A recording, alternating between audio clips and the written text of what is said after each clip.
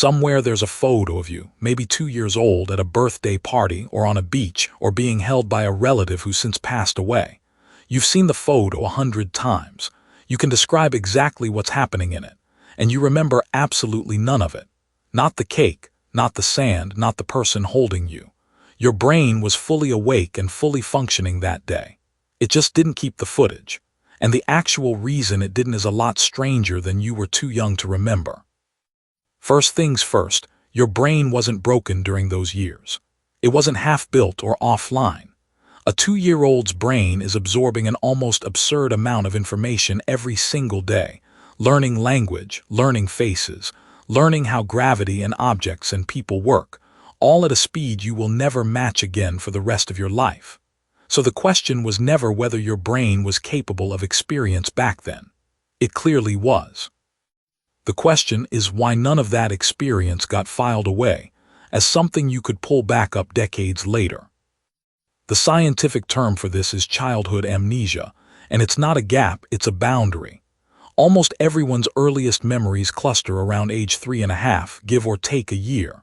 Not 2, not 1. 3.5, like there's a switch that flips at a fairly specific age, and before that switch, memories simply don't stick, no matter how vivid the moment was for you at the time.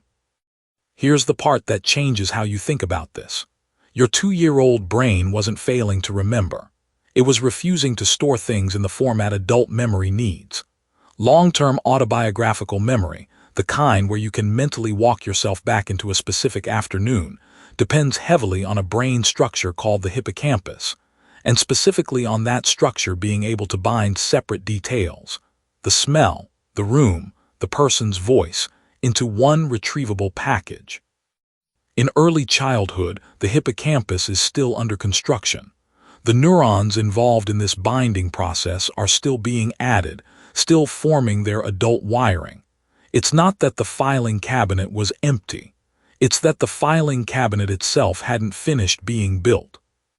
And this is where things get almost unfair. Toddlers can absolutely form memories in the short term. Show a 2-year-old where you hid a toy, and they'll remember it an hour later, sometimes a day later. Their memory system works.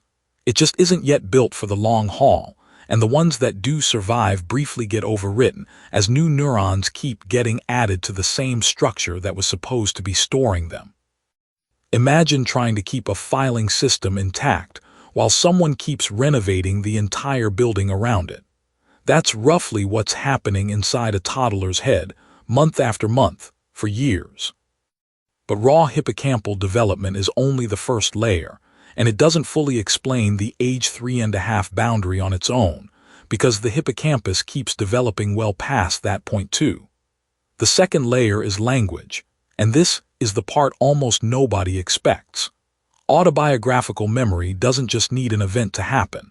It needs a narrative structure to hang the event on, a sense of this happened to me in this order at this time. That structure depends heavily on language, specifically the ability to talk about past events using words like yesterday, before, and then. Children who develop language earlier tend to have measurably earlier first memories than children who develop it later, even when you control for age. Your earliest memory isn't just about when your hippocampus matured. It's about the first moment you had the vocabulary to turn an experience into a story. There's a third layer sitting underneath both of those, and it's the one that catches people off guard the most, because it has nothing to do with brain wiring at all. Sense of self.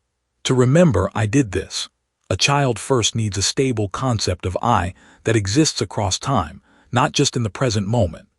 Researchers test this with something called the mirror self-recognition task, showing a toddler their own reflection with a mark quietly placed on their face.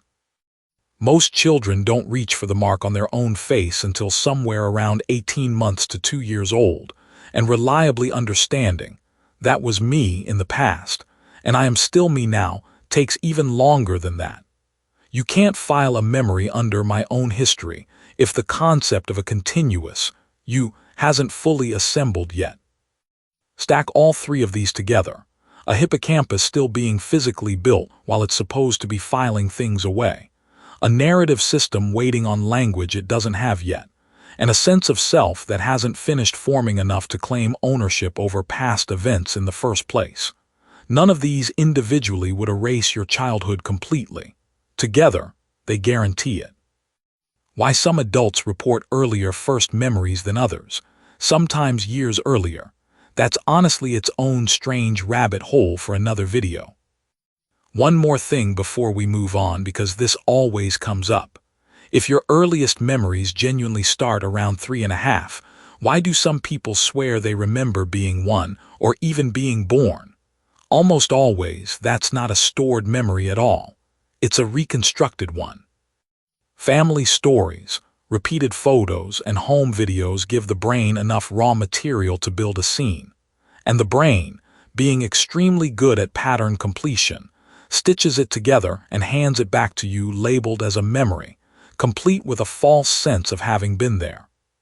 Studies where researchers deliberately fed adults a detailed but entirely fake childhood event found that a large share of participants eventually reported remembering it clearly, sometimes adding invented sensory details of their own.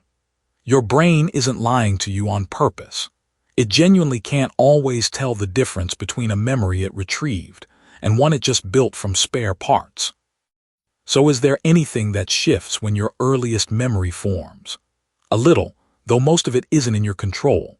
Children who are talked to more about shared past events by parents, in the reminiscing style researchers call elaborative conversation, tend to develop earlier and richer autobiographical memories than children whose parents mostly just state facts without inviting discussion.